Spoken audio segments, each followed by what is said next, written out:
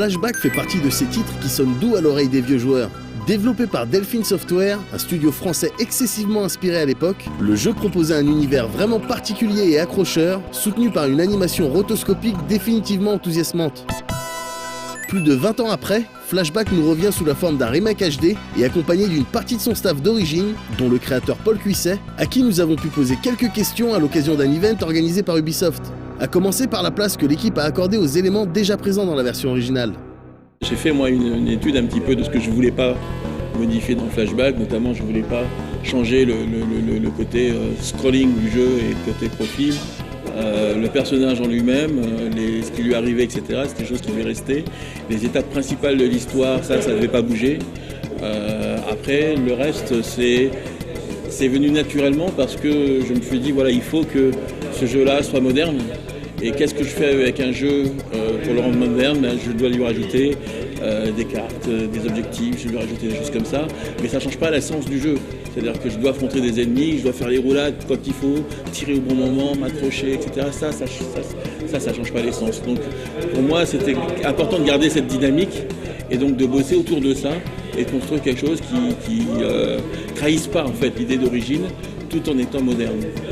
Donc après, je pense que les fans purs et durs qui disent mais il faut rien toucher, je pourrais faire pour eux, ils peuvent jouer à la version d'origine finalement.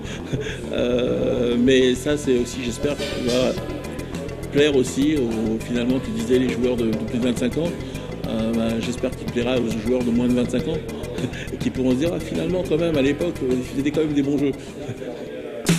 Ce remake de Flashback se pointe donc avec de nouvelles mécaniques qui paraissent quasi indispensables dans le cadre d'un jeu développé en 2013.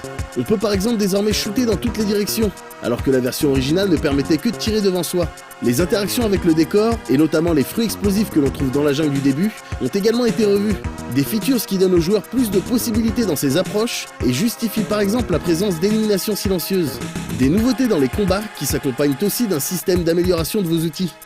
On gagne de l'expérience et au fur et à mesure on monte des niveaux, donc du coup notre personnage devient plus fort et on peut répartir ces points-là et préférer par exemple que Conrad fasse plus de headshots, qu'il soit capable de mieux utiliser son champ de force par la suite, etc. Donc on a un système d'upgrade sur le personnage, associé à un système d'upgrade de tous les gadgets qu'il peut avoir, c'est-à-dire là il a le champ de force, il se déplie devant lui, donc il y a plus de choses, il y a les grenades qu'il peut balancer, donc pour emporter plus, faire plus de dégâts, il a son arme, il a deux types de tirs, il a un tir normal et un tir chargé.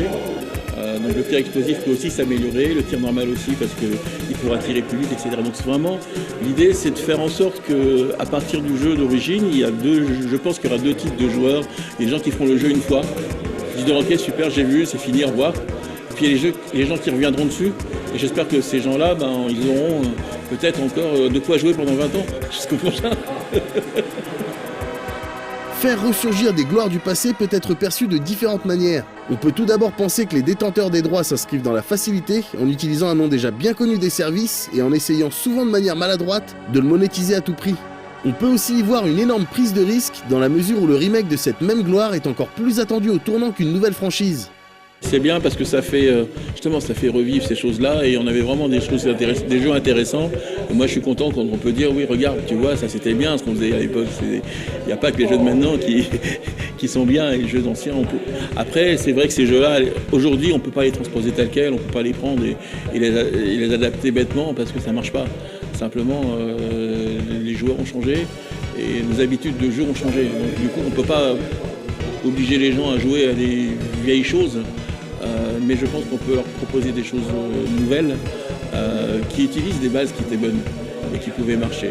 Après, je crois que c'est pas facile de le faire. Au contraire, c'est une vraie mise en danger parce que justement, quand on est attendu sur quelque chose, il ne faut pas se tromper et donc il faut avoir le respect du public et le respect des gens qui ont aimé ces jeux-là. Et donc on fait très attention, et moi je fais très attention à essayer de garder l'esprit du truc. Après, je suis l'auteur du jeu, donc je pense que c'est plus facile pour moi de prendre des décisions en disant mais oui, mais je savais que je voulais faire ça à l'époque et j'ai pas pu le faire. Et c'est ça qui est intéressant aujourd'hui, c'est que il y a on avait des capacités de narration limitées, on avait des petites consoles, on n'avait pas suffisamment de mémoire. Il y a plein de choses que je voulais faire dans Flashback que j'ai pas pu faire. Là aujourd'hui elles sont là-dedans. c'est plus le reflet de l'idée que j'avais du jeu à l'époque qui est là aujourd'hui. On espère donc que ce nouveau flashback saura nous faire vibrer comme à l'époque, et quelle que soit la configuration, on a hâte de mettre la main sur ce remake pour le moment prévu pour août 2013 sur PS3 et Xbox 360. What have you done, Agent Conrad Beehart?